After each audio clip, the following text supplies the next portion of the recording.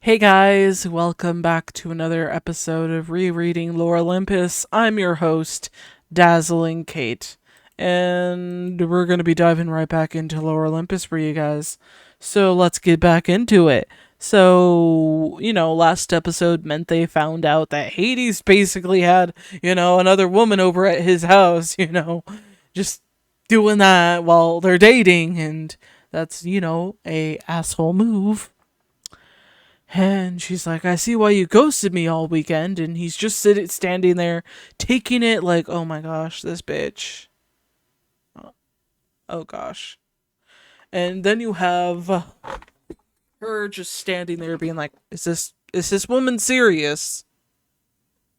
Is she serious?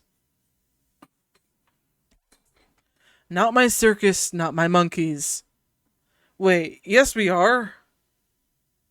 And, she vanishes, which is justifiable because I wouldn't want to be involved with this either, Hades. It's kind of your own circus, you know? And Hades is reluctantly showing a not so not good face and trying to hide the fact that he obviously wanted to, get with Persephone to begin with. I mean, that was his original plan. He can't deny that, but he's not going to tell her that. And he's like, Tadpole. And she's like, shut up, you wolf.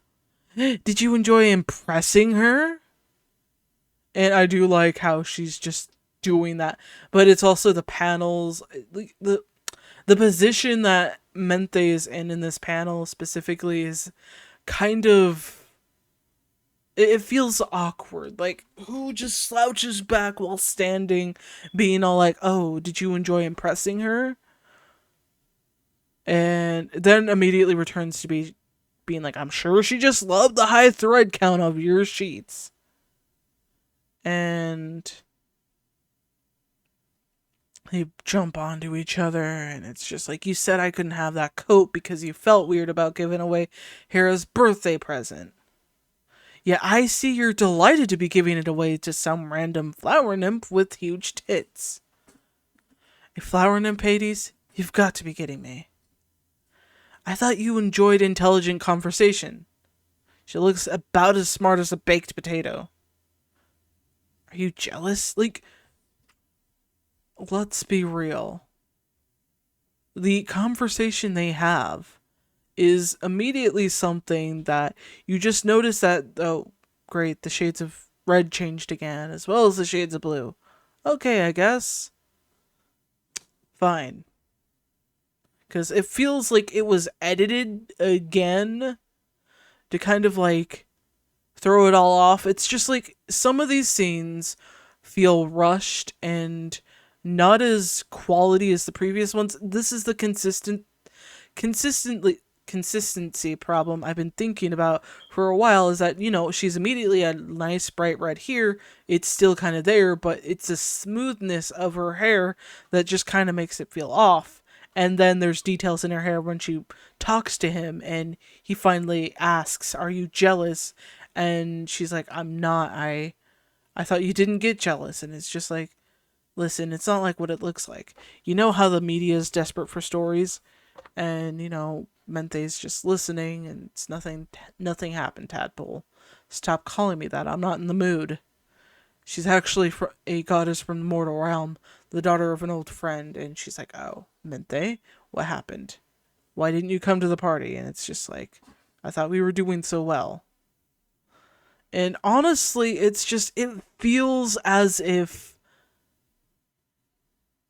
it's like Hades is wearing a mask where basically he has to try and understand the situation depending on the woman he's handling. With Mente's case, he's used to treating her with, like, keeping everything at arm's length. But with this reaction, he has to figure out a plan to not make himself feel guilty for the fact that he was going to cheat on her. And with the reaction she had, he has to try and take it with a different approach, trying to be more approachable and more kinder in a way that he treated with Persephone. he's probably not used to treating Mente the same way that he treats other women outside of what he's interested in, and the concern he has for Mente is just there to put on a, you know, fake thing that he doesn't really feel. It's just really difficult to go through these chapters because you start to realize the aftermath of what they've managed to do with the characters and how saddening it is to see how development is tossed out the window. Anyways, that was so scary, and we have Persephone back there, and they're talking about that. And sorry for the noise in the background. That's just Thumbelina. Do you think it's her? And she's just like, just ask. Oh my gods. And he's just like worried about how she's going to react to that. Anyways, she probably does unspeakable things with the unseen. Sorry about that, guys. I had to take Thumbelina out of the cage because she kept playing with her food ball. Anyways, so let's get back into it. She probably does unspeakable things with the unseen one, and he's just like, you're driving me nuts. Oh my goodness.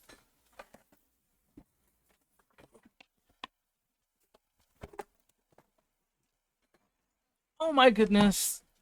Evie, stay in your one area of choice. I freaking swear, guys.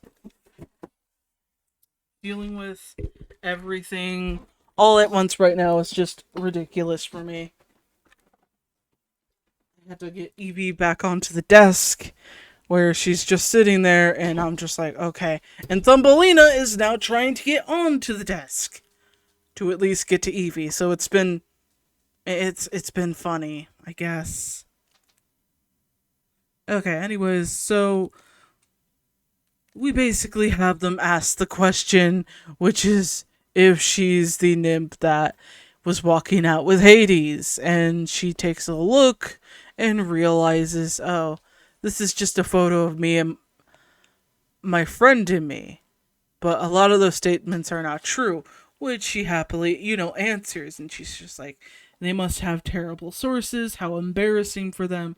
I'm not sure how one sleeps their way to the top. Sounds pretty lazy to me. And but that's just like, they're like, oh, it just meant did you have sex with him? She's like, what the hell? I'm just gonna close this. And you have the teacher being like, Persephone, great work. And, I wouldn't expect anything less from a goddess. And then they're like, they're impressed by her being a goddess. And the teacher's just like, you would have noticed it right away if you weren't so dense. Barely a passing mark. And remember, these characters have yet to do anything to Persephone. And when it does happen, they are rightfully scared of her for what's happened and her relationship. And it doesn't do anything to say that they're the problem, not her. And, Persephone offers to help him. And he's like, yeah, really? And she's like, yeah, I'm behind on a lot of things in life, but I know I'm good at studying. And she decides to help him, and she wants to try and focus on that. And then we have Apollo, who tries to pick her up from class, which doesn't go so well. And we're going to continue on to the next episode, which is episode 37. We're almost through to episode 40. Let's be real. This is like crazy, guys. So we have her in his car. She's looking at the window. She's feeling the stress and anxiety of being in there with him. It's just uncomfortable in general. And the way that his shirt is having a battle, whether or not it wants to be plaid or a different thing, it doesn't matter. And she's talking to him about the SA, and he's just like, what are you talking about? And she's like, I didn't enjoy it. And he's just like, what the heck? What the hell? Like, how did that happen? I thought I was glad I was did. And he's just like, of course you did. I was tired and I didn't think I was in the right space. Like, it's kind of crazy because it's just like, again, all of this is happening. You guys, remember, this is still Monday. This is the day after the essay. And it's just, all of this feels so detailed. Like, we're getting into every single scene with these characters, which feels off. And it just goes into. And he's trying to lure her into having another round or session with him, whatever anyone wants to call it. It's just like she's supposed to be a virgin. She's just trying to like get annoyed. Well, she's getting annoyed with him for bringing this up, and it's just it's it just feels so unnecessary.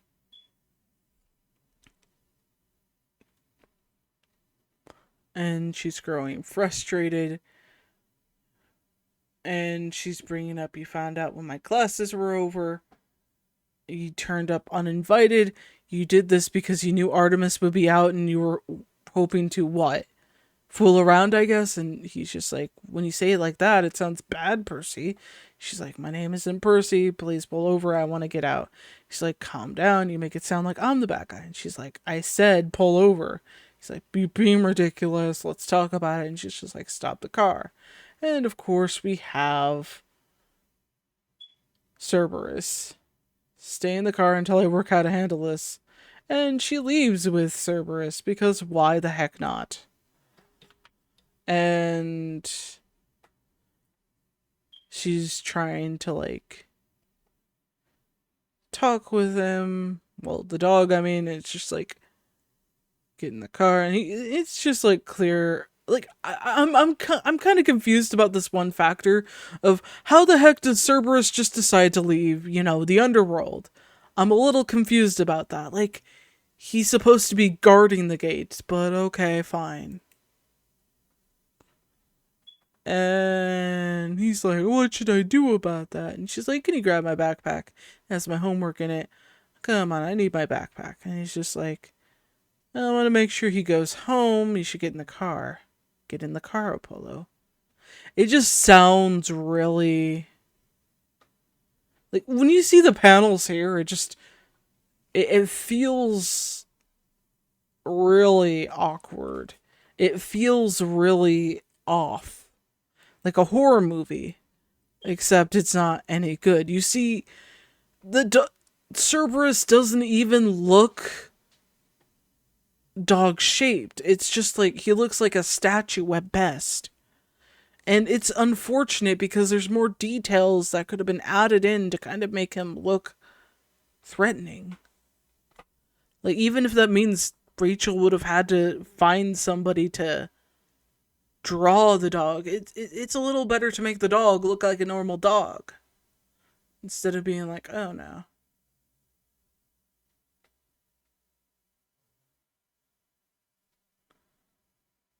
And they're talking, blah, blah, blah.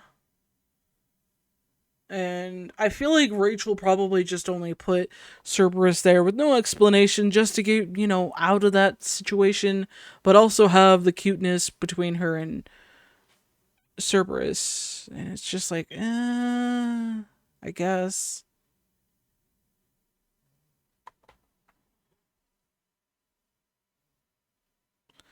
And it goes on and on and on. And Hades discovers that, he has a flower crown, blah, blah, blah. Let's get on to the next round of bullshit with this comic. Anywho's,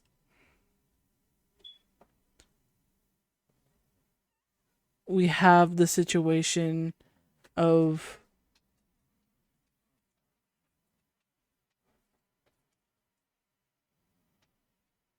I don't know, like, is it the evilness or chaos or whatever that's in her head, and she wakes up and it's just like, what the hell?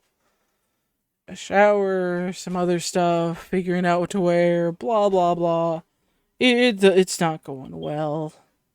And of course, Thumbelina's right next to me and trying to get me to let her out right now.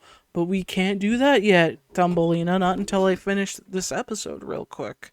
I mean, I could just pause, but it's also like, I'm way far into this. But maybe I might end it in, another episode or something. And she's like, why is he always here? And she's like, what are you doing here? He's like, I'm making breakfast. And she's like, don't you have food at your own house? I wanted to talk about some of the things he said. And she's like, I don't have time to talk to you. And he's like, come here, you little ingrate. And it's just like, you see the clear actions between Persephone and Apollo, and Artemis is supposed to just take it. And instead just focus on how cute Persephone is. Like, you didn't just see that, did you? Oh, yeah, who cares? You look cute. And she's like, still not sure of how she feels about her working for the underworld, but whatever. And he's like, oh, she's working in the underworld? That's completely inappropriate. And she's just like, that's a little orthodox, but it's Hera's orders, direct orders. Direct orders, and she's just like trying to be badass about it, even though it's just like, come on. And he's just like, you could wear something a little more conservative in the company of Hades. And she's like, aw, you have a widow crush on my roommate. And it's just like, blah, blah, blah. And, Persephone's just like running off, and she's like, she dismisses his offer because obviously, you know. And the two just kind of sit there. It's kind of wild to me that, Artemis hasn't really picked up on how her brother manipulates the situation. It's kind of concerning in that way, where it's like she's not picking all this stuff up. Get what I mean? She's not picking up the clues. Like, she's a little bit more smarter than that, you know? And, she's just like, I prefer to walk, and she's just like, okay, sure, good luck today. And honestly, it's just crazy because there's so much stuff they could do to improve that. And he's just like, yeah, good luck. Don't let him rattle you. And it continues on. And it's just like surprising what fashion choices that Eros knew what to pick. Or if Persephone even picked some, I don't know. She walks around and it's just like waiting to get there, getting onto the train, and it's just like very crowded, blah blah blah, and it's just like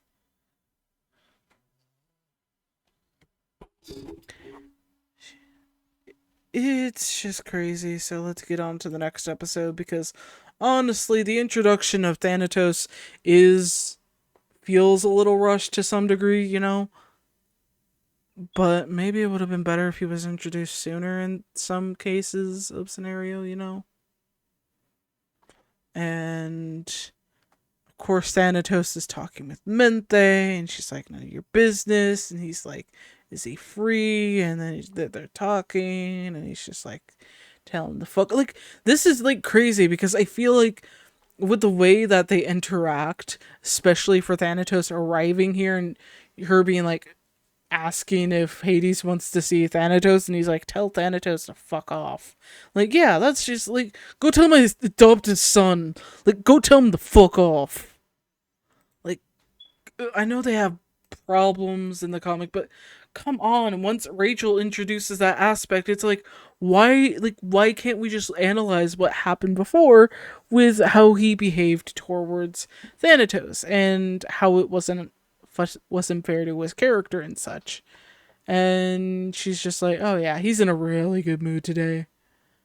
And of course, Hades is like, you're late. you think your time is more important than mine, and it's just like, whatever. And he's just like, take a seat. I read over the proposal for your salary review, and it's just like, oh boy. I contacted Hermes to help you with your workload, and you've been letting your productivity slip ever since he started. And it's just like with the increase of those souls at one time, you would think, Thanatos would be working a lot more faster or having some ideas of how to get the numbers up. And it's just crazy with how they've gotten in the recent months. It's just crazy. Persephone arrives and is confused, and she's like going in. She's having a hard time again. This is the same characters in the previous era, like in the previous thing. Like we had the same flowing hair person, the same person who was standing at the desk. But I would expect that for that, and I'm safe to say to think that they were also there. So what's with that? Okay, fine. And of course, as we continue on, she's noticing Mente, and she's just like, and Mente's just like, what? And she's like, my name's Persephone, blah, blah, blah. And, Mente brings up, he's the king of the underworld, when you can't just see him whenever you like. He's very busy, which is obvious. And she's just like, does he have any free time today? And she's like, no. And she's like, you didn't even look at your computer. And she's like, I don't need to. But Hera, I told him I need to see him. I can't leave until I do. And she's like, oh, I see. So he's making the rounds right now, but if you had to, you should be able to catch him. So sending her to the other area, and it's just like, okay, fine. Very well.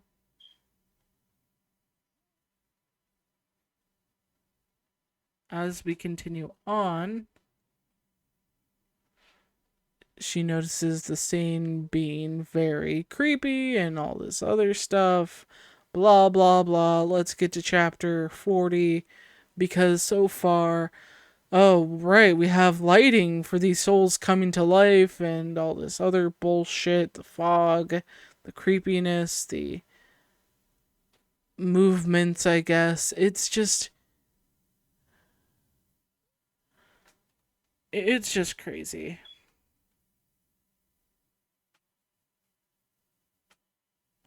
As we see them get in, and she's trying to hide from them, and of course, as they proceed, it's just getting worse and worse.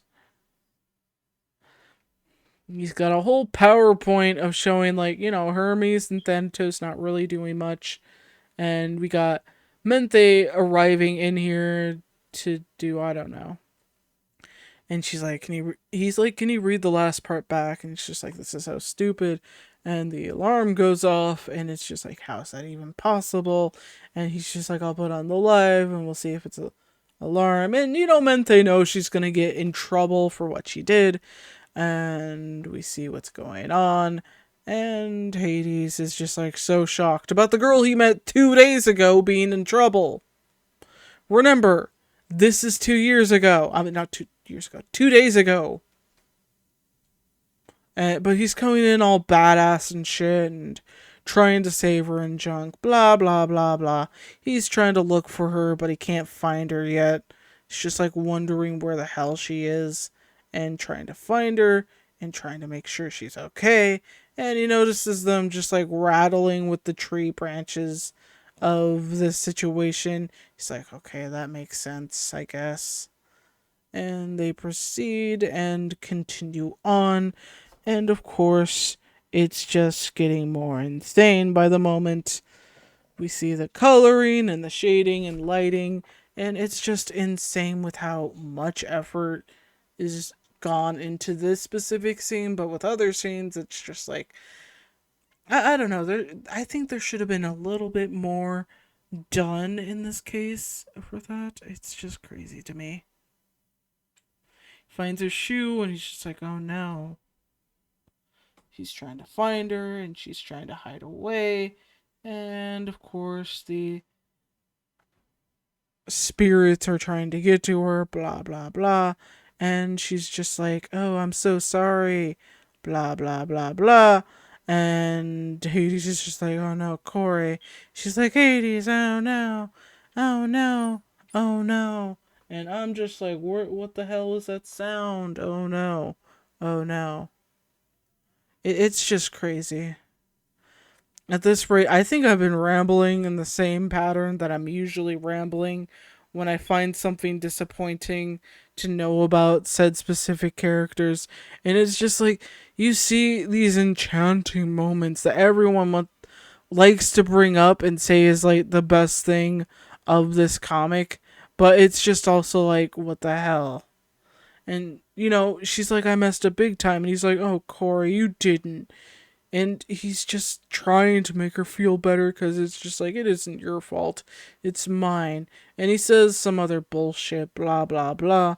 Butterflies and flying around, and she's just like overly anxious, and it grows more nature and junk. But that was chapter 40. Yeah, that's the best way I can describe it, guys. Okay? Anyways, hopefully you enjoyed this episode, and if you did, and if you are new here, please hit that subscribe button. It would mean the world to me. And, anyways, stay safe, stay cool, and most importantly, guys, stay hydrated. This is Dazzling Kate signing the hell out of here.